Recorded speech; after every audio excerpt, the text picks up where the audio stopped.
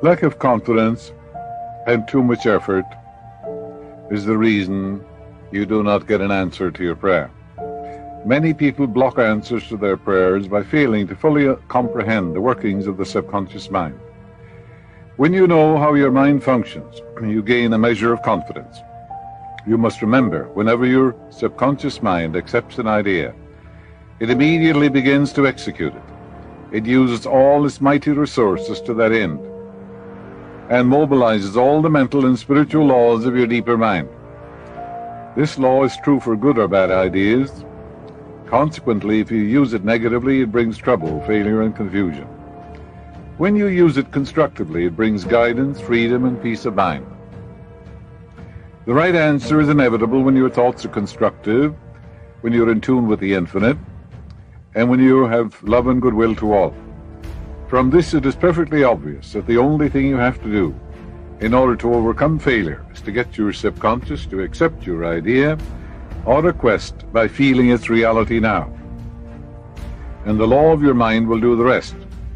Turn over your request with faith and confidence, and your subconscious will take over, and the answer will come. You will always fail to get results by trying to use mental coercion or force. Say, I tried so hard. Your subconscious mind does not respond to coercion. It responds to your faith or conscious mind acceptance. Your failure to get results may also arise from such statements as, things are getting worse, I will never get an answer, I see no way out, it is hopeless, I don't know what to do, I'm all mixed up. When you use such statements, you get no response or cooperation from your subconscious mind. You're like a soldier marking time. You neither go forward nor backward. In other words, you don't get anywhere. If you get into a taxi and give a half a dozen different directions to the driver in 5 minutes, he would be completely and hopelessly confused and probably will refuse to take you anywhere. It is the same when working with your deeper mind. There must be a clear-cut idea in your mind. You must arrive at the definite decision that there is a way out, a solution to the vexing problem in sickness, lack, or limitation. Only the infinite intelligence within your subconscious knows the answer. When you come to that clear-cut conclusion in your conscious mind, your mind is then made up, and according to your belief is it done unto you. A house owner once remonstrated with a furnace repairman for charging $200 for fixing the boiler. The mechanic said, I charge 5 cents for the missing bolt and $199.95 for knowing what was wrong. Similarly, your subconscious mind is the master mechanic, the all-wise one, who knows ways and means of healing any organ of your body as well as your affairs. Decree health and your subconscious will establish it, but relaxation is the key. Let go. Let the God presence handle it. Easy does it. There's only one healing presence. It made you from a cell. It knows all the processes and functions of your body. Relax, let go, and realize this almighty healing power is flowing through you now. Do not be concerned with details and means, but know the end result. Get the feel of the happy solution to your problem, whether it is health, finances, or employment. Remember how you felt after you had recovered from a severe state of illness. Bear in mind that your feeling is the touchstone of all subconscious demonstration. Your new idea must be felt subjectively in a finished state, not the future, but as coming about now, for you always pray in the now. In using your subconscious mind, you infer no opponent, you use no willpower. You imagine the end and the freedom state. You will find your intellect trying to get in the way, but persist in maintaining a simple, childlike, miracle-making faith. Picture yourself without the ailment or the problem. Imagine the emotional accompaniment of the freedom state you crave. Cut out all red tape from the process. The simple way is the best. Coué, the famous psychologist from France who visited America about 50 years ago, defined the law of reversed effort as follows. When your desire and imagination are in conflict, your imagination invariably gains the day. If, for example, you were asked to walk a plank on the floor, you would do so without question. Now suppose the same plank were placed 20 feet up in the air between two walls. Would you walk it? Your desire to walk it would be counteracted by your imagination or fear of falling. Your dominant idea, which would be the picture of falling, would conquer. Your desire, will, or effort to walk on the plank would be reversed, and the dominant idea of failure would be reinforced. Your subconscious mind accepts the dominant of two ideas. Mental effort is invariably self-defeated, eventuating always in the opposite of what is desired. The suggestions of powerlessness to overcome the condition dominate the mind. Your subconscious is always controlled by the dominant idea.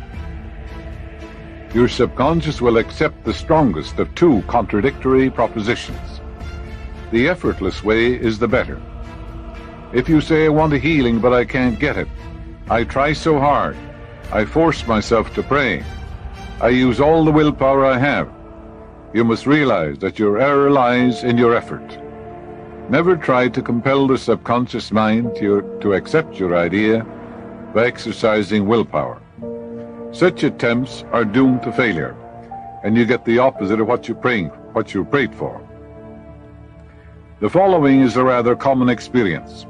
Students, when taking examinations and reading through their papers, find that all their knowledge has suddenly deserted them. Their minds become appalling blanks, and they are unable to recall one relevant thought.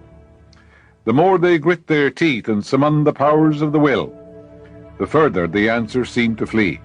But when they have left the examination room and the mental pressure relaxes, the answers they were seeking flow tantalizingly back into their minds. Trying to force themselves to remember was the cause of the failure. This is an example of the law of reversed effort, whereby you get the opposite of what you asked or prayed for. I tell students, take the simple examination or the simple question first, answer it. There are always one or two simple questions, easy ones. Then you're relaxed, and your mind is in a passive psychic receptive state, and the memory and the wisdom of the subconscious rises to the conscious mind when the conscious mind is relaxed. To use mental force is to presuppose there is opposition. How could you add power to omnipotence? When your mind is concentrated on the means to overcome a problem, it is no longer concerned with the obstacle. In the book of Matthew it says, if two of you shall agree on earth as touching anything that they shall ask, it shall be done for them of my Father which is in heaven. Well, the Father in heaven means, of course, heaven is your invisible intelligence in which we live and move and have our being, and the Father of all is your thought and feeling. And your thought and feeling control your destiny. Who are these two? It simply means a harmonious union or agreement between your conscious and subconscious mind on any idea, desire, or mental image. The brain and the heart must unite, you know. The male and the female must fuse together for an answer to come. When there is no longer any quarrel in either part of your mind, your prayer will be answered. The two agreeing may also be represented as you and your desire, your thought and feeling, your idea and emotion, your desire and imagination. To avoid all conflict between your desire and imagination, enter into a drowsy, sleepy state which brings all effort to a minimum. The conscious mind is submerged to a great extent when in a sleepy, drowsy state. The best time to impregnate your subconscious is prior to sleep. The reason for this is that the highest degree of outcropping of the subconscious occurs prior to sleep and just after we awaken. In this state, the negative thoughts and imagery, which tend to neutralize your desire and so prevent acceptance by your subconscious mind, no longer present themselves. When you imagine the reality of the fulfilled desire and feel the thrill of accomplishment, your subconscious brings about the realization of your desire. A great many people solve all their dilemmas and problems by the play of their controlled, directed, and disciplined imagination. knowing that whatever they imagine and feel to be true will come to pass in ways they know not of. The wonders of your deeper mind should be known by everybody. The following will clearly illustrate how a young girl overcame the conflict between her desire and imagination. She desired a harmonious solution to her legal problem, yet her mental imagery was constantly on failure, loss, bankruptcy, and poverty. It was a complicated lawsuit. There was one postponement after another with no solution in sight. At my suggestion, she got into a sleepy, drowsy state each night prior to sleep, and she began to imagine the happy ending, feeling it to the best of her ability. She affirmed the infinite law of justice, truth, love, and harmony. That law is operating perfectly in the minds and hearts of all involved. The truth and the justice of God reign supreme in the minds and hearts of all involved.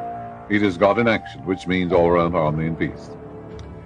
And then she realized that the thing to do was to contemplate the happy ending. She knew that the image in her mind had to agree with her heart's desire. Prior to sleep, she began to dramatize as vividly as possible, her attorney having an animated discussion with her regarding the outcome. She would ask questions, and he would answer her appropriately. He would say to her over and over again, there has been a perfect, harmonious solution, which is what they wanted. Then he said to her, the case has been settled out of court. All this in her mind. During the day, when fear thoughts came to her in her mind, she would run her mental movie with gestures, voice, and sound equipment. She could easily imagine the sound of his voice, smile, and mannerism. She ran this mental picture so often, it became a subjective pattern, a regular train track. At the end of a few weeks, her attorney called her and confirmed objectively what she had been imagining and feeling as true subjectively. She continued to know that the harmony and the justice of God reigned supreme in the minds and hearts of all. Then she imagined with her attorney, telling her there was a happy ending, there was a harmonious solution.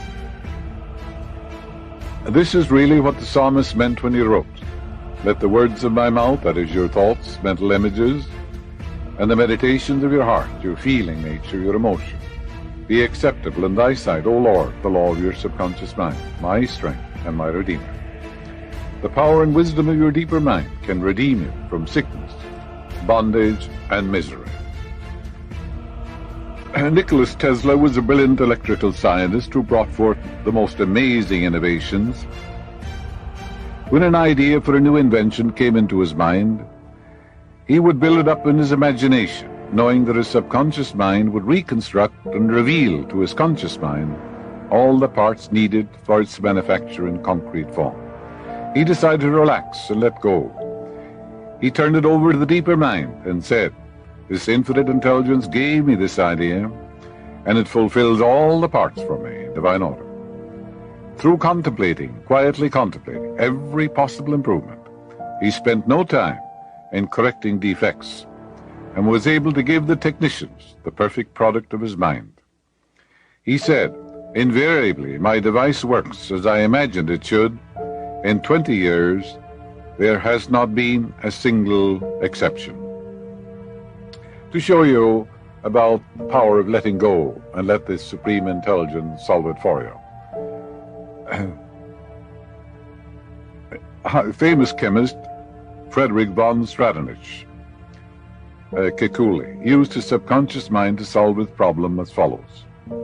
He had been working laboriously for a long time, trying to rearrange the 6 carbon and the 6 hydrogen atoms of the benzene formula. He was constantly perplexed and unable to solve the matter. Tired and exhausted, he turned the request over completely to his deeper mind, full of faith and confidence. Shortly afterward, as he was about to board a London bus, his subconscious presented his conscious mind with a sudden flash of a snake biting its own tail and turning around like a pinwheel. This answer from his subconscious mind gave him the long-sought answer of the circular rearrangement of the atoms that is known as the benzene ring. So easy does it. Yes, you try and solve it with your conscious reasoning mind. You gather all the data, gather all the facts,